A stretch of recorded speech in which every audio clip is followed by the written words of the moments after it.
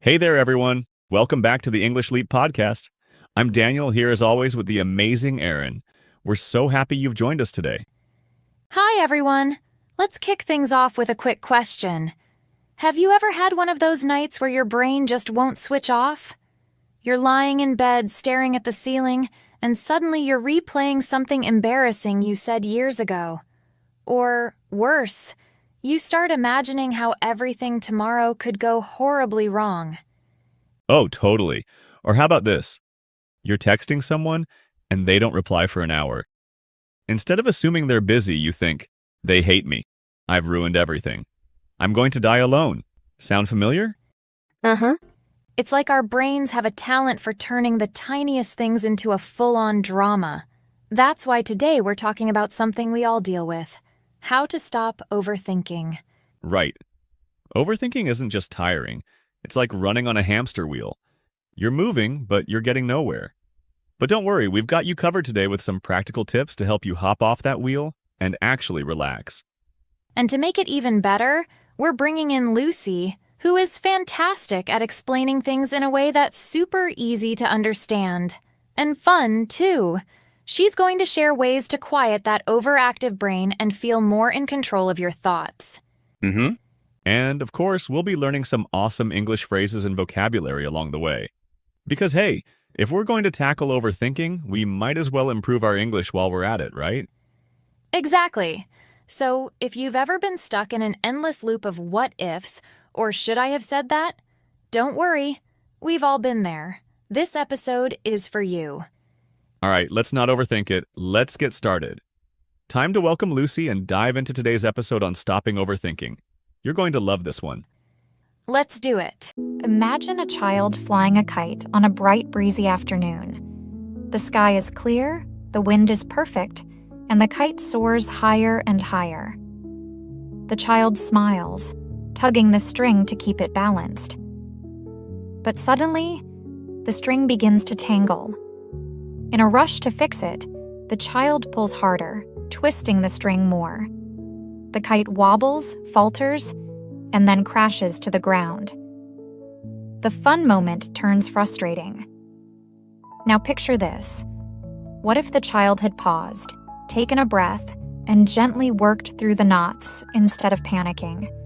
The kite would have flown again free and graceful. Our thoughts are much like that kite. When left to flow naturally, they lift us to new heights. But when we overthink, pulling and twisting them too much, they tangle, pulling us down. Overthinking keeps us stuck in the knot of what-ifs and should-haves, making it hard to move forward. But like the child with the kite, we can learn to untangle our minds. And sometimes, it starts with just letting go. Life, much like the sky, is full of unpredictable winds. Challenges, uncertainties, and decisions come at us from all directions. It's natural to think about them. They deserve our attention.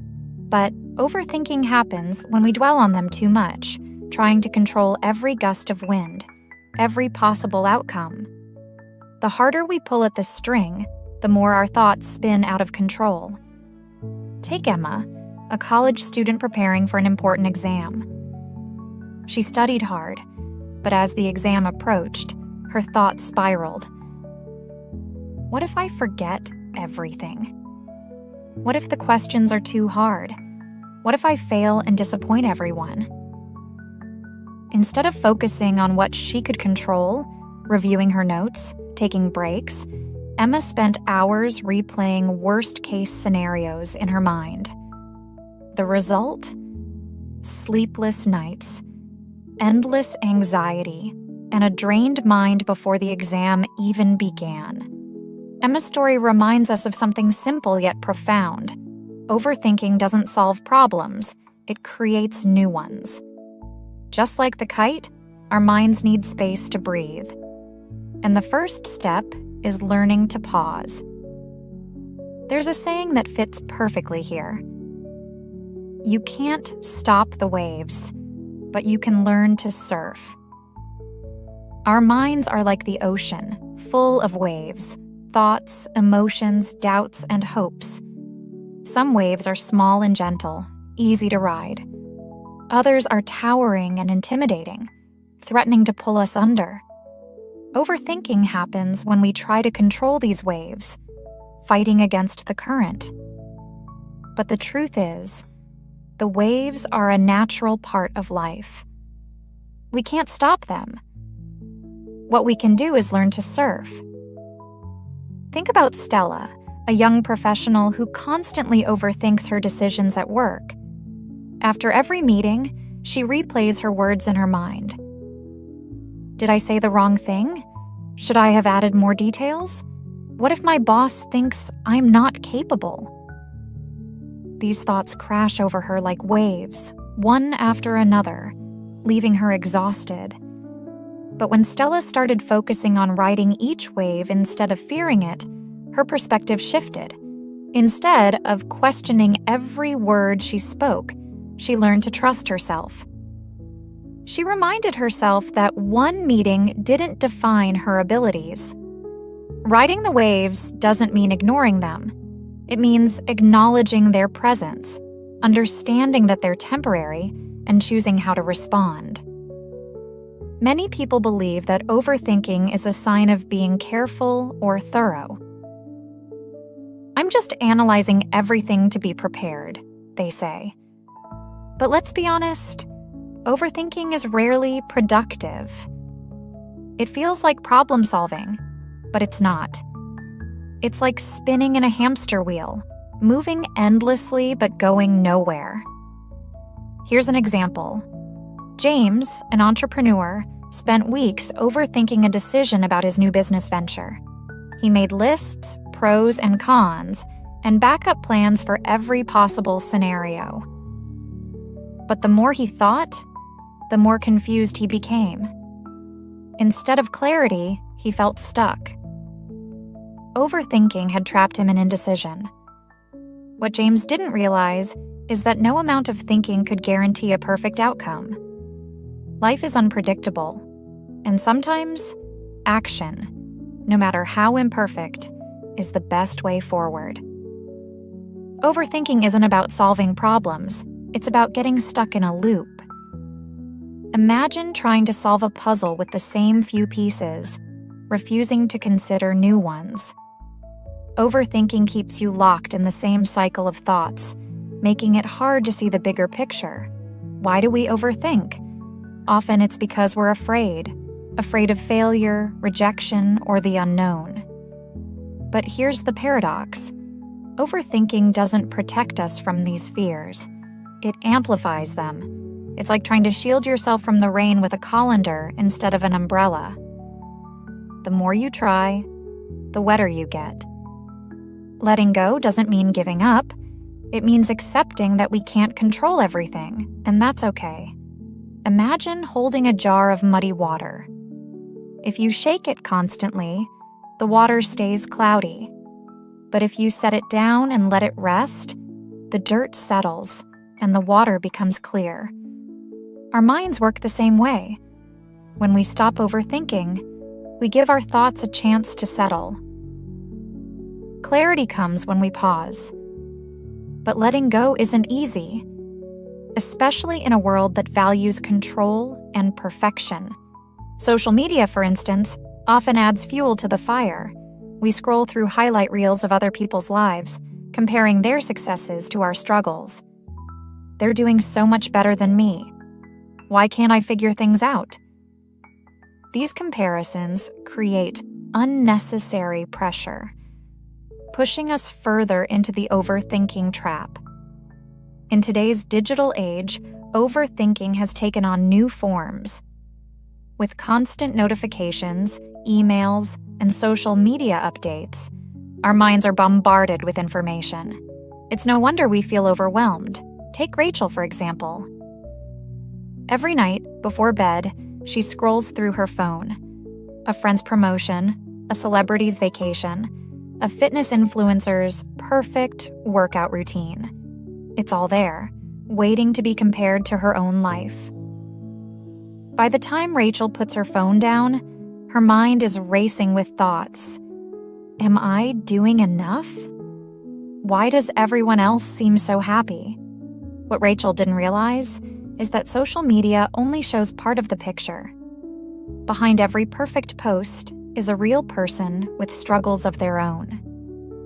Once Rachel started setting boundaries, limiting her screen time, and focusing on her own journey, she noticed a significant change. Her overthinking began to fade, replaced by a sense of contentment. Stopping overthinking doesn't happen overnight.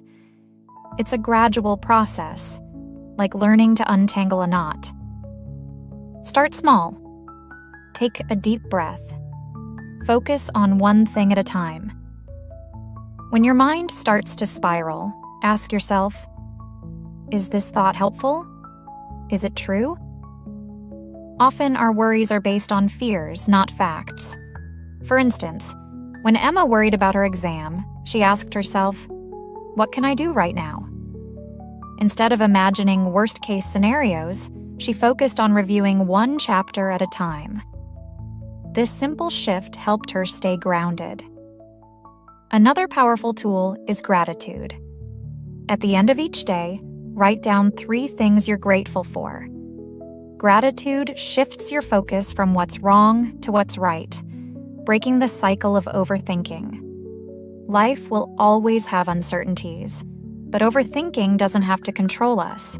Like the child with the kite or the surfer riding the waves, we can learn to navigate our thoughts with grace. Letting go isn't about ignoring our problems. It's about trusting ourselves to face them without being consumed. Take a moment to reflect. What thoughts have you been holding on to too tightly? What would happen if you let them rest, like the muddy jar of water? Could you trust yourself to handle the waves of life without needing all the answers right away? Remember, overthinking isn't who you are. It's something you do. And with patience and practice, it's something you can overcome. Important vocabulary and expressions. Tangle. Meaning: to become twisted or knotted in a messy way. Example: her necklace got tangled in her bag, and it took ages to untangle it. Falters. Meaning: loses strength, momentum, or stability. Example: his confidence faltered when he realized he had forgotten an important detail during the presentation. Spiraled. Meaning: to move in a continuous curve, often describing something that gets worse or more intense over time.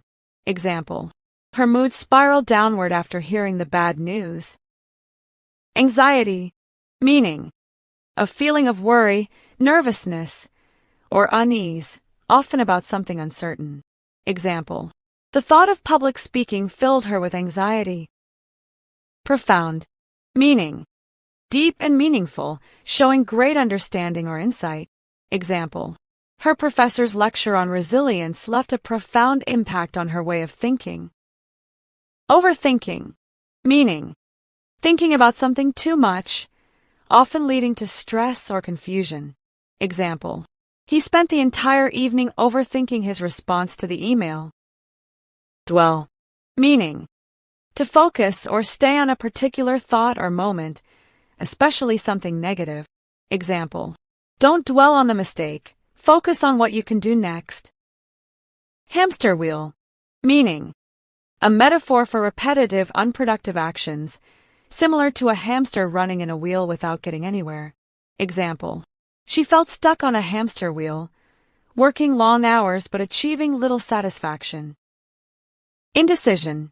Meaning: difficulty in making a decision, often caused by overthinking. Example: her indecision over what to order made everyone at the table wait longer than expected. Paradox. Meaning: a situation or statement that seems contradictory but may be true. Example: it's a paradox that sometimes you have to slow down to move faster. Acknowledging. Meaning: recognizing or admitting the existence or truth of something. Example: he avoided acknowledging the mistake, but everyone could see it. Colander. Meaning: A bowl with small holes used to drain water from food like pasta. Example. After cooking the spaghetti, she poured it into the colander to drain the water. Well, that wraps up today's episode.